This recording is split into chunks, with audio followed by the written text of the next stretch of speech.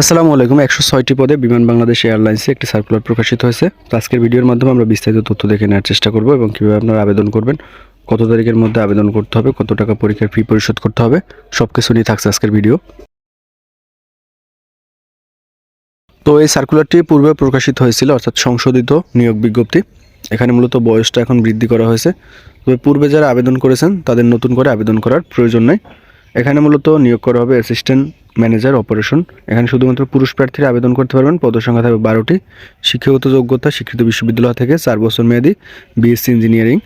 এরপর আছে assistant programmer, পদসংখ্যা থাকবে 6টি। শিক্ষাগত যোগ্যতা বিএসসি ডিগ্রি থাকতে হবে। এরপর আছে junior officer licence and training coordinator. এর ক্ষেত্রে পদসংখ্যা থাকবে 1টি। শিক্ষাগত যোগ্যতা যে কোনো বিষয়ে 4 বছর মেয়াদী স্নাতক ডিগ্রি হতে হবে এবং কম্পিউটার পরিচালনায় পারদর্শী হতে হবে। এরপরে আছে সিনিয়র নার্সিং অ্যাসিস্ট্যান্ট, এটার ক্ষেত্রে ডিপ্লোমা ইন নার্সিং। এটার ক্ষেত্রে পদসংখ্যা থাকবে 2টি।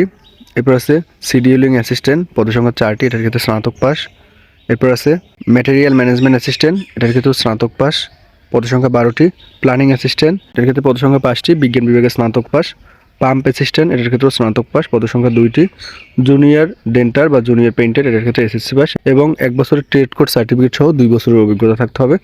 এরপর আছে ডেসপাস রাইডার, এর ক্ষেত্রে পদসংখ্যা 2টি। এসএসসি পাস হলে আপনারা আবেদন করতে পারেন, তবে মোটরসাইকেলের বৈধ ড্রাইভিং লাইসেন্স থাকতে হবে। এরপর আছে এমটি অপারেটর ক্যাজুয়াল, এটার ক্ষেত্রে পদসংখ্যা থাকবে 58টি এবং এসএসসি পাস হলে আপনারা আবেদন করতে পারবেন, তবে হালকা ড্রাইভিং লাইসেন্স থাকতে হবে, পাশাপাশি গাড়ি চালানোর 3 বছরের অভিজ্ঞতা থাকতে হবে। তো মূলত বয়সের বিষয়টা সংশোধন করা হয়েছে, অর্থাৎ পূর্বে ছিল 18 থেকে 30 বছর, এখন মূলত 18 থেকে 32 বছর পর্যন্ত করা হয়েছে।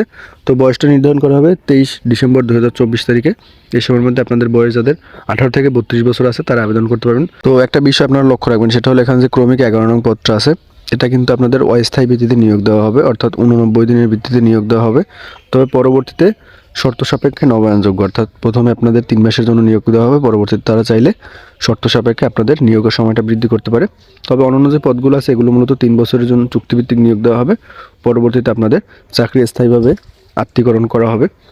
তো আবেদনের লিঙ্কটি হলো bbal.teletalk.com.bd।